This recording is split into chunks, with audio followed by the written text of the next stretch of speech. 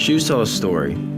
They show where you've been, they take you where you're going. Ever since I was a kid, I've loved shoes.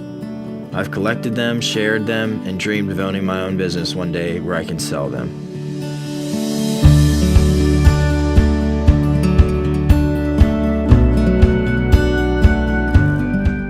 Growing up as a football player in the South, this was just part of life. I collected shoes, I played football, I went to church, and I got used to everyone around me being cut from the same cloth. We shared a common culture together.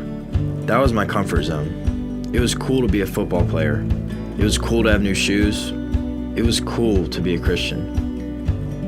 When I came up north to go to college, I experienced a culture shock. Playing football at a D1 school brought with it a lot of things I wasn't used to. Not only were people very different than I was, but it was no longer cool to be a Christian. And for the first time in my life, I felt like the outsider.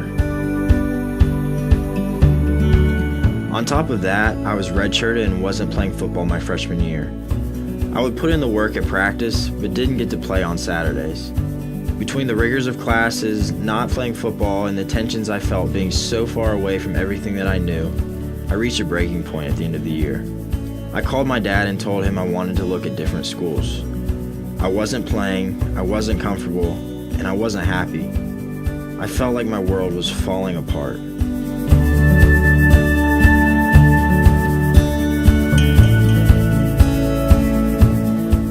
And then I talked with Mark.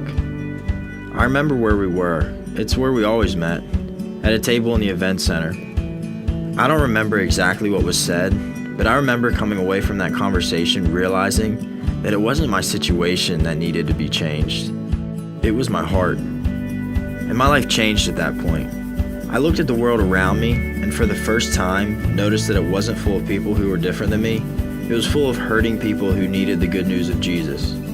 Suddenly I saw my team, my classes, and my career as an opportunity to share the gospel, not a hindrance to it. And what a throw by Voytik! Mark continued to challenge me in my walk with Christ, helping me grow in wisdom and see opportunities to share my faith.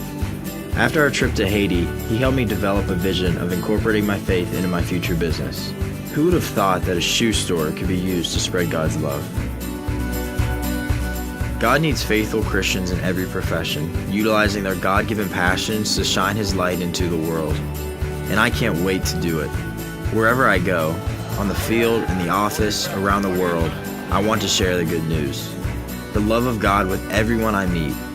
All because my campus minister didn't shy away from challenging me, calling me to a more mature faith. I don't know where my life would be now without him. Shoes tell a story, and these shoes tell the story of God's love.